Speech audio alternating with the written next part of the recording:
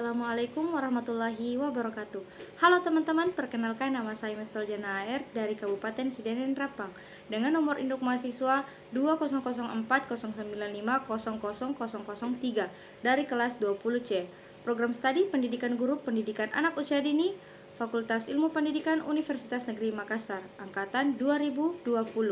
Nah, pada kesempatan hari ini, saya akan menjelaskan sedikit tentang apa sih itu media pembelajaran dan seperti apa sih sumber belajar itu dan apa saja perbedaannya. Nah, mari simak video penjelasan kali ini. Poin pertama, pengertian media pembelajaran adalah alat bantu yang digunakan untuk menunjang pelaksanaan proses belajar mengajar mulai dari buku sampai penggunaan perangkat elektronik di kelas seperti Zoom, Google Meet, Classroom, PPT, ataupun video pembelajaran. Nah, dalam pengertian lain, media pembelajaran adalah bahan atau segala sumber daya yang digunakan dalam proses penyampaian suatu informasi baik kepada pendidik maupun peserta didik untuk membantu jalannya proses belajar mengajar dengan baik. Menurut para ahli, Hamali, pengertian media pembelajaran adalah segala sesuatu yang dapat digunakan untuk menyalurkan pesan atau bahan pembelajaran sehingga dapat merangsang perhatian, minat, pikiran, dan perasaan peserta didik. Nah, menurut saya media pembelajaran adalah alat bantu komunikasi dan interaksi antar pendidik dengan peserta didik dalam proses belajar mengajar guna untuk merangsang dan mengasah pola pikir peserta didik.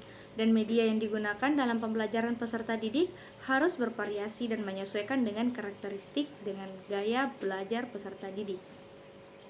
Poin kedua, sumber belajar adalah segala sesuatu yang dapat dimanfaatkan peserta didik untuk belajar, baik berupa data, buku, majalah, koran, orang atau tokoh masyarakat maupun informasi dari internet yang dapat memudahkan peserta didik untuk belajar.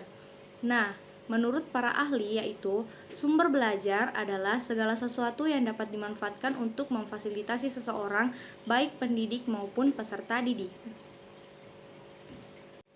Nah, perbedaan media pembelajaran dengan sumber belajar yaitu media pembelajaran adalah suatu media yang berfungsi untuk mempermudah dalam proses pemberian informasi dalam suatu pembelajaran. Media pembelajaran bisa berupa fisik seperti alat peraga, buku, dan lainnya. Media pembelajaran juga bisa berupa non-fisik seperti suara atau video pembelajaran. Sedangkan sumber belajar adalah seluruh sumber yang bisa digunakan untuk mendapatkan materi atau data dalam rangka proses pencapaian tujuan dari pembelajaran. Sumber belajar seperti guru atau dosen. Nah, teman-teman, selain pengertian dan perbedaan dari media pembelajaran dan sumber belajar, ada pula manfaat yang harus kita ketahui yaitu manfaat media pembelajaran.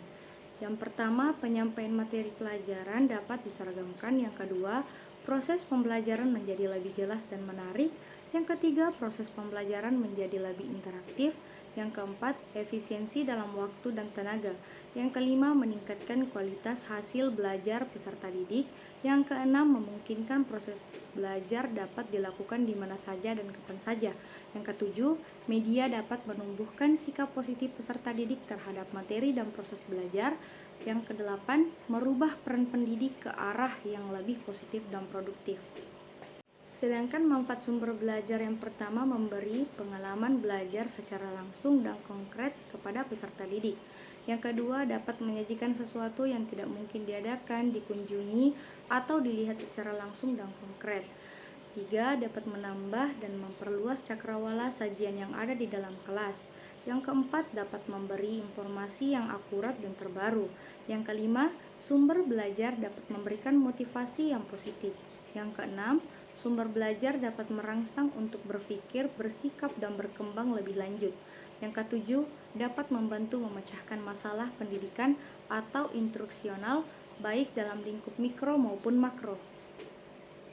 Nah, teman-teman, mungkin itulah tadi penjelasan singkat yang sempat saya sampaikan dari media pembelajaran dan sumber belajar dan perbedaan dari pembelajaran tersebut. Saya pribadi sendiri meminta maaf jika dalam video ini masih terdapat banyak kekurangan dan kekeliruan karena kesempurnaan hanyalah milik Allah Subhanahu wa taala saja.